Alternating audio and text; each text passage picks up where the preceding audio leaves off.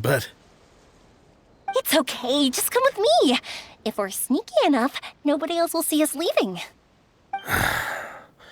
All right.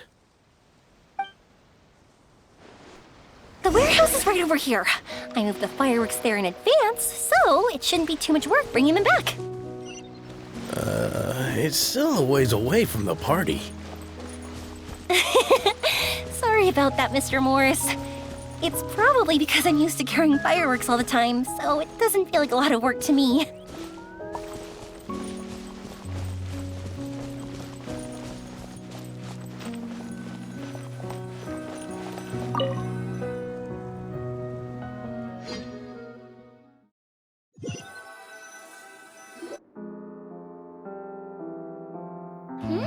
It's dark in here.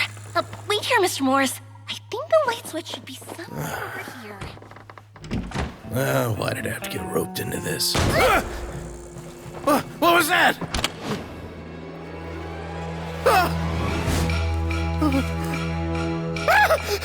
Who's there? Get me out! Get me out of here!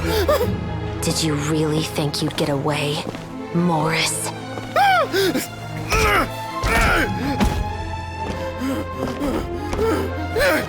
You've got the wrong guy. It wasn't me. I'm not the killer. You know, Eliza died a far more heroic death than this. She fought your assassin to the end to save the children she had hidden beneath the floorboards.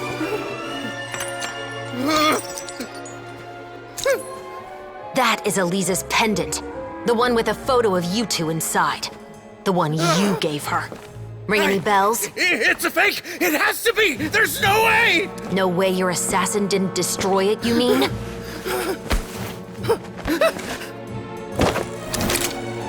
Did you ever love her, Morris? Or was killing her always the plan? No, please. Listen to me. I told Eliza to keep us a secret. I paid her plenty for her silence. I never thought she'd keep the child. Everything was gonna come out, and I had no choice. She forced my hand. No! I'm begging you. I have money. Just name your price, please. You can keep your Mora, and you can go to hell.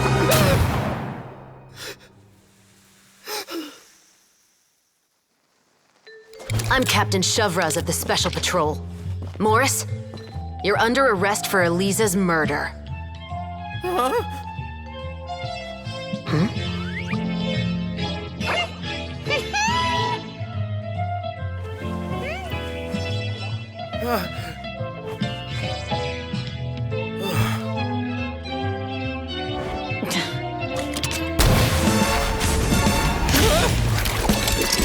You're under arrest too, Prop Manager Veronique. Or perhaps I should call you the Second Musketeer.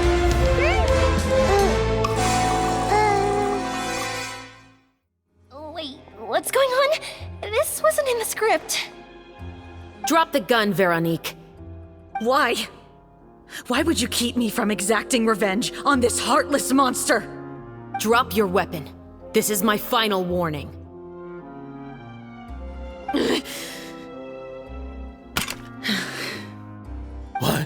What is going on? Do I have to spell it out for you, Morris? Everything that took place just now was staged to get you to confess the truth. But this last part is all improv, of course.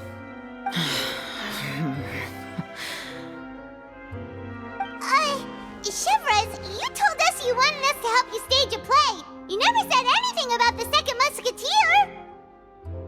It's because even I had no way to confirm my theory until now. Thank you for your performance, Yoimiya.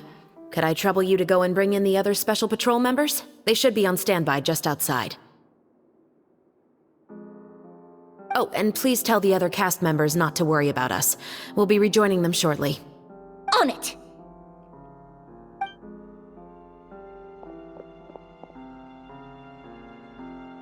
So what do you think, Morris? Care to talk about what happened 20 years ago? My patience is limited, you know. Don't force me to take you back to the interrogation room. I'd wager that you wouldn't last for more than a minute in there. With the recording we made, you have no chance of winning in court. Cooperating with us now is the most practical move. All right. I'll talk. I hired an assassin to murder Elisa. She once worked as a maid on my family's estate. She was very beautiful, and after some time I fell for her. We kept our relationship a secret and carried out an affair for some time, but it wasn't long before she became pregnant. And if my parents ever found out, they would have stripped me of my inheritance and status, driven me out of my home. I also didn't expect Elisa to insist on bringing the pregnancy to term. She even asked me to leave my family and travel far, far away with her. She believed that you were truly in love with her. I didn't have a choice. I gave her a large sum of mora, told her to leave the family and to get rid of the baby. But then years later, she sent me a letter. There were photos of 2 children, and she even asked if I could find some time to visit them. Huh? 2 children? Paimon thought Baptiste was the only... you mean... Even if she had the children against your will, you could have just ignored the letter entirely. Why kill her? I had just gotten engaged to be married to an heiress from another wealthy family. So if anyone were to find out about Elisa, my life would be completely ruined. I didn't have a choice. No, you always had a choice. You just made the wrong choice. Again. Do you know how it feels to watch your mother be killed right in front of you? My brother and I were hardly even school age yet.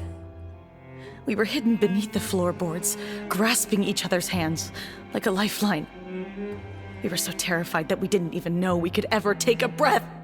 All we could do was to watch Mother try to fight back, and then collapse to the floor. Even after the assassin left, we were still too terrified to leave our hiding spot. We thought that he might come back. It was only until the next evening when we finally climbed out and gathered around our mother. But she had already become cold and stiff to the touch. You made up your mind right then and there to bring this case to light. Not only that, we resolved to get our revenge. And that's why you became the Musketeers. No, that's why I became a musketeer.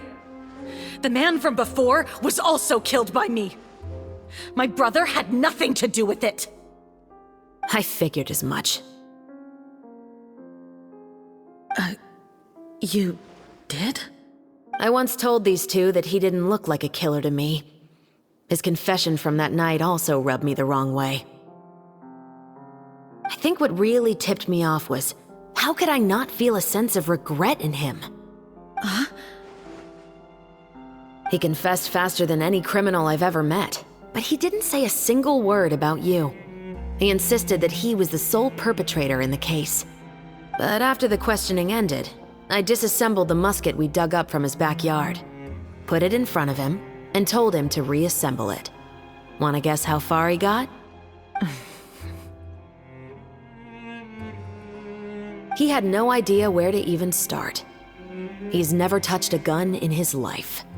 Based on that, I determined that he was not acting alone. He only surrendered himself to draw our attention and create a moment of opportunity for his partner. So, I decided to play along. And as expected, the second musketeer followed us without hesitation once she saw Morris get separated from the rest of the cast. Besides, why else would he call the novel The Two Musketeers? But how did you know it was Veronique? I figured it out the moment Baptiste told me his father's name.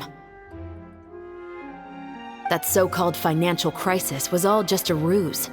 He just wanted to sign up as the investor and then leave the film without any source of funding. After all, he has a vested interest in minimizing the reach of this story.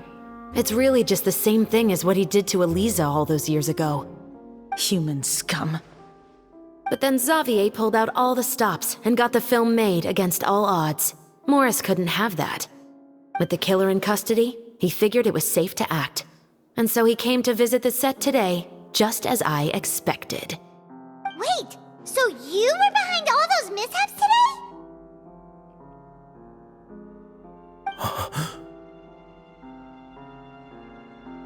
As for the identity of the second musketeer, I assumed they'd probably stay close to Morris and look for an opening. And if they already knew that Morris was the film's investor, then that narrowed the list of potential suspects as well.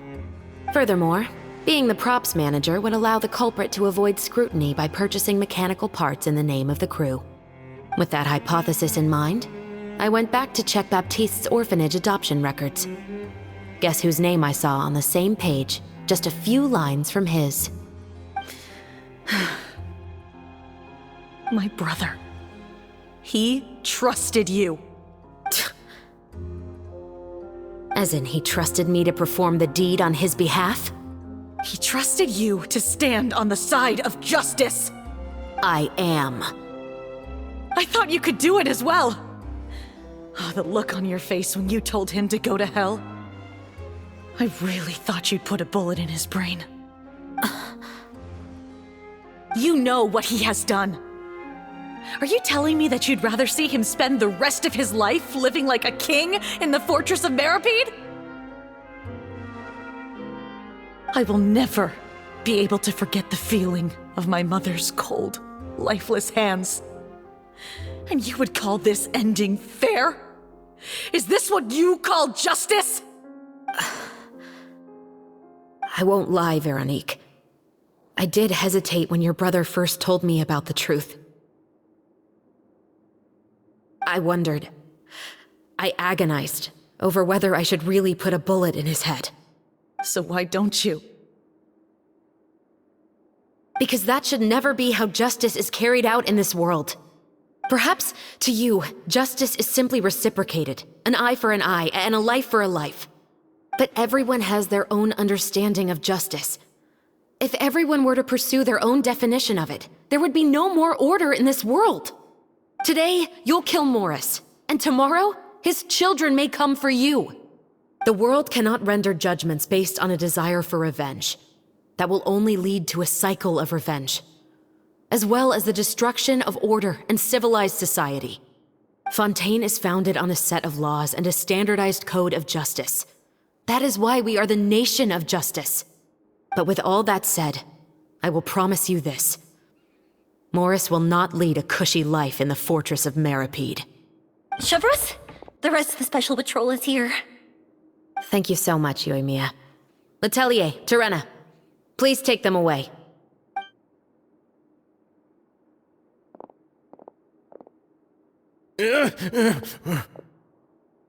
I still can't agree with your reasoning. I know. Justice has not been delivered. At least, not today.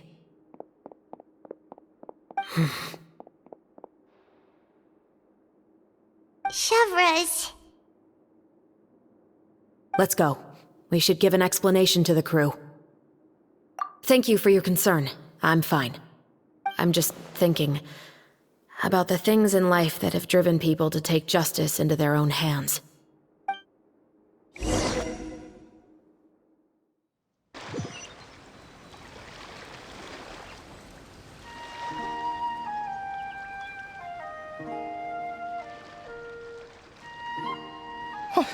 Who would have thought Morris would turn out to be... I'm at a loss of words. How could he have done something like this?